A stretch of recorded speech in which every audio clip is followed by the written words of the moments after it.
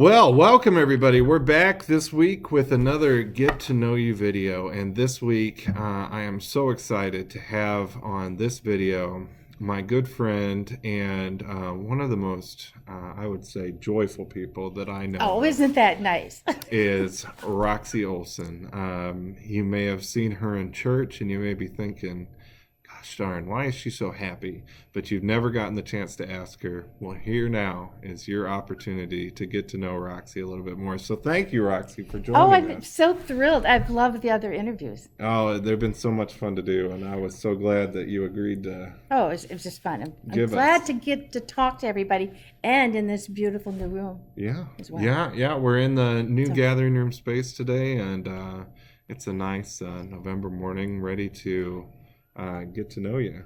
So start off right off the bat, Rice Lake. Rice Lake. How deep does your involvement? It is in my blood, and I have next week I turn 72. 70? Yes, What? and I've been here all those years, so it's really exciting. And the church has been the rock. This church. Through all the passages of my life. If you read the Gail Sheeny book, Passages, I fit right in all those slots. And the beautiful cookie cutter of Christ and the beautiful window are in all, 70 years of history of my family. Yeah. When I was baptized, it was in the other church, the Presbyterian church, but we were down the block where the old Methodist church used to be. And one of the first people I remember I was probably about 3, is Harriet Paul, Mike's mom. Oh, wow. And she did a lot with it. She was always, had a circle of children around her. Mike wasn't born yet. I think he's 4 years younger than I am, maybe. Oh, okay. I remember thinking that when he was interviewed. And I think he said 48 he was born. Oh, maybe. And yeah. I was born in the end of 44. Anyway, and then we moved down here. And we had a wonderful program. And this was also a very old building, very, very old. The minister's office was up in a balcony, and you could take the railing and go like this. Eventually, it was condemned. But it was also where we had the senior high school classes. And over those years, there were just so many great adventures. And we always had a great youth group, for which I was forever grateful. Between, I'm thinking 6th grade and 12th grade, I had the opportunity to go to 12 weeks of Presbyterian camps and conferences. Wow. And Presbyterian, it's a lot when I look back. And one of those was a canoe trip. It was a 4-day event, and we were going down the Brule River. That's a canoe trip. Yeah, it was real. Canoe trip. Yeah, it was awesome. We didn't know things like navy blue sweatshirts that are brand new. If you put them in the bottom of the canoe, bleed navy blue onto everything. We learned a lot as kids during that trip. I think I was probably 12 or 13, and there were 3 girls on the trip, more guys than gals. And one of them was Mary Johnson, and she was from Superior, and we hit it off. And Mary Johnson eventually married Butch Leaf, became Mary Leaf, and has been a friend of mine my whole life. A friend of a lot of people. Yes, she's so wonderful. I love being with her. And then we had this great youth group, and it was Jim Stauffer was in charge of it, and Alba Thomas. And everybody in Rice Lake wanted to belong to our youth group.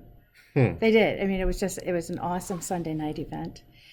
And then shortly thereafter I graduated, as a sophomore in college. I was way too young, but I got married. And I married Tom Olsen. And we were married here in a beautiful ceremony, and all the women in the church worked down in the kitchen, and Chick and Ellen and all that group, they were here way back then. And then over the next 20 years, we had 3 children, and all the children were baptized in this church. 2 of the 3 children were married in the church. The third one was married in a Lutheran church because he married a youth minister, ELCA minister. It's okay. We all sin. Yes, we do. Yes, we all do sin. You're right. And and then my parents were both buried, had their services here. And through all of these events, especially you feel it when there's a funeral, the church and the church family has always been wonderful. Absolutely wonderful. like I was telling you before, all of our family pictures either have the cookie cutter of Christ in the background, like from our wedding pictures, and then the church was turned around, and then the newer pictures, my children, the last 40 years, have the stained glass window, and that's so beautiful. So you can date the pictures Absolutely. by what's in the background. Absolutely. And then you know, 2 of the children married here. I did say that. And then there were grandchildren, and the grandchildren were baptized here. And then we buried our dad and our family, my husband. He was 53 years old. And the church at that time was a support beyond belief. You can just imagine. Well, let me ask you a little bit, vocation-wise. Yes. Where have you been? What have you put your hands to the grindstone on? Well, I'm a reading specialist, and I still do work part-time as a reading specialist. Oh, yeah? But it's you know, day jobs. Uh-huh. That's how it goes. I've worked as a consultant very often. I've worked with teachers, going in and observing what they do that could need improvement, but mainly it turns out pointing out what they're doing that's so good that they don't know, that they need to expand on that. Focus on Yes, their strengths. absolutely. Yeah. And there are always children to help. I'm a writer, have a newspaper column. I also, my primary piece is probably, I proofread corporate magazines. Really? I do. Really? I do. I turn them upside down when I proofread them. I do, and I turn them sideways for the final proofreading. Wow. And they come on the computer. Huh. And it's real exciting because I usually don't know when they're coming. It's a job that fell into my lap. Any magazines we might read? One would be the Rice Lake magazine. I think they do 100,000 of them when they print them. It's a beautiful 28-page piece from the corporation Rice Lake Weighing Systems. Wow. But I learn a lot every year in these magazines because to proof them, you have to learn the topic because they use terminology, right. and so. And then with the writing, I have a column in the newspaper. I've done a lot of professional writing and education.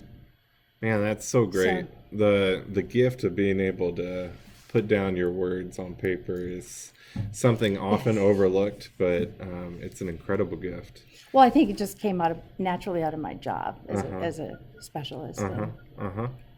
Well, and helping other people do that too. That's incredible. Now, let me ask you a little bit, hobbies. What do you do for fun? Oh, man. When Roxie lets loose, what does she do? Tonight is ballroom dancing. Ballroom dancing? Yeah, it's a biggie. It's been 10 years of ballroom dancing lessons, and we're just kind of getting back. We took a year off, 2 years off, and so we took them in the spring, and it was fun because Dave and Peggy Sorensen were there. Really? Yeah, so we got reacquainted with them. Oh, that's great. And, you know, we're going 1, 2, 3, 1, 2, 3. No, left. No, that's wrong. That's wrong. But it's fun. What's your favorite step?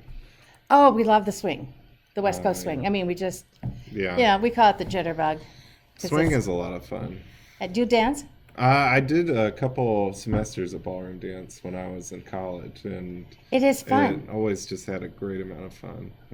Jessica and I need to get back into it. You do. This series at the college is wonderful. It's five Tuesdays, and you go into beginning or, you know, a little more advanced. Yeah, and we might do beginning. Yeah, it's been a while.